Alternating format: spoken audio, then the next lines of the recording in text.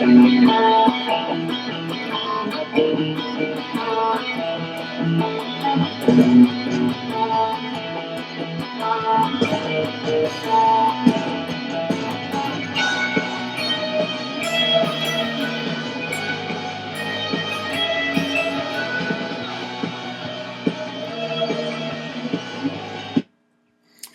the name of that tune is Rise and Sing, and just want to go through it real quick.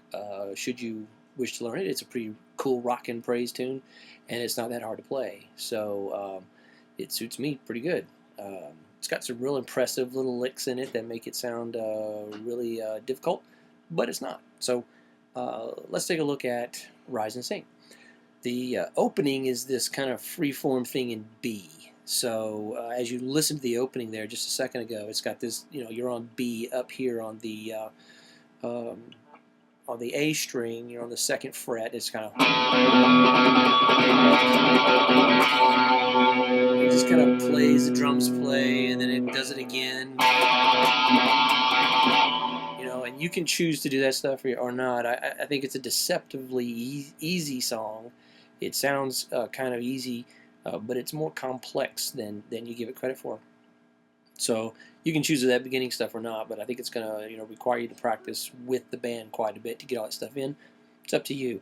I think I prefer to just count it in to that riff. Maybe count a 4 count here, 3, 4.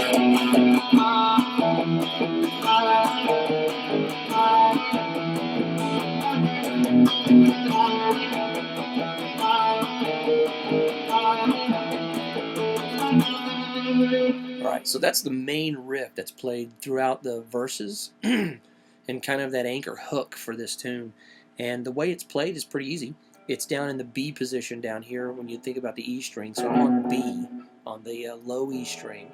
That's the 9th fret, okay? I'm sorry, that's the 7th fret. So I'm on the 7th fret. I play that 7th fret. Then I hit the octave, which is, the octave is that same B, but it's up here on the D string, on the 9th fret. So we got 7 octave to 9. It's 2 of these. Okay. Then it comes up here to the 7 on the D string. So you have 2, 1, back. So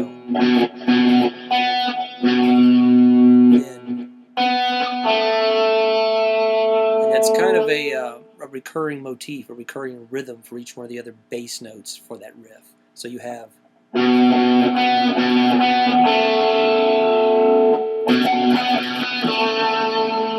and then you come over here to the A string and you play on the 7th fret, and so that becomes a new bass note.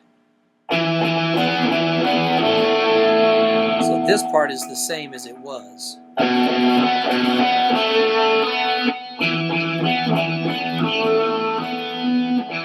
you're going to back up to the 6th fret on the A string. Play that B flat there, or C sharp, however you want to. Sorry, not the B, the E flat or the D sharp. Again,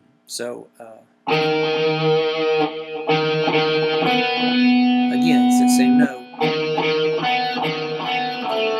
I changed position a little bit. So these kind of stick in the position of the 3 fingers here.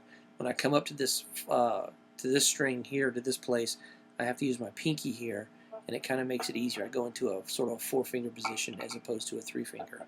So the whole riff is, slow is.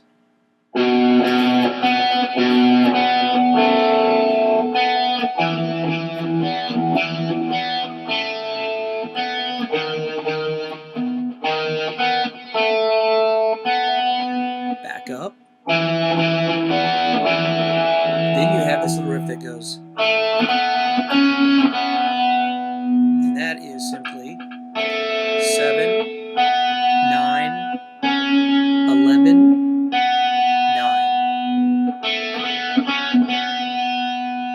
So the whole riff together. together is.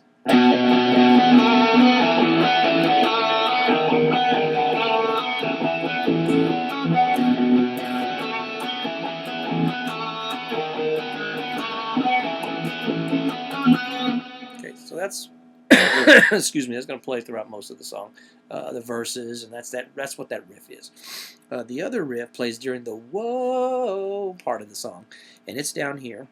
You start on 14, 11, 12, 11, 12, 11, 12. So on the E string,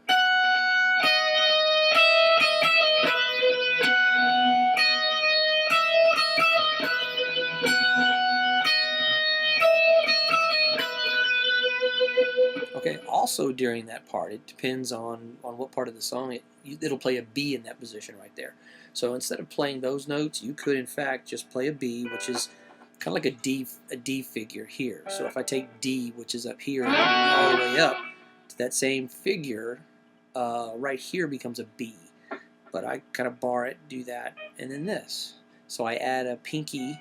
So I've got a D here. That makes a B. Sorry, I said D. It makes a B. I'm not feeling well. I kind of octavate the B here. So this is also part of the B, not actually the B note, but in the family of B. It's an F sharp. So you can do that as well, that whole part.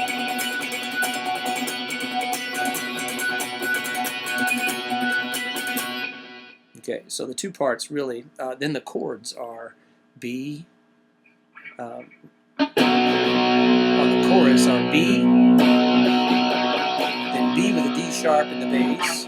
And the way you do that is I'm playing B up here like you would follow A up. If this is A, move up to a B, and then I put a D sharp in the bass, and I play that. So I'm going from B to B with just a different kind of B. Straight B, B to D sharp, G sharp minor 7, F sharp, E, back to B.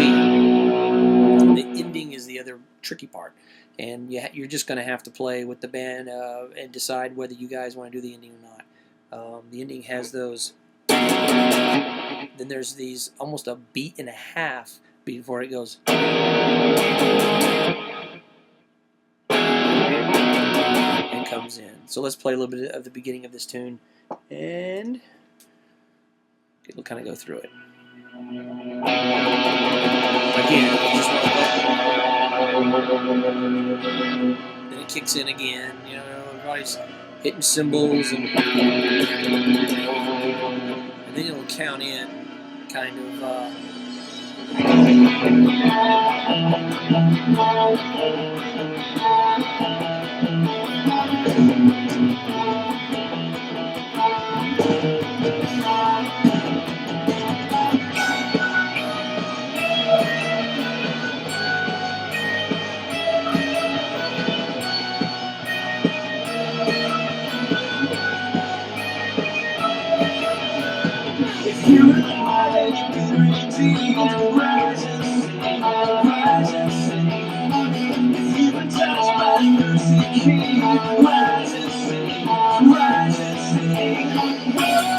That's the other way to do that right there.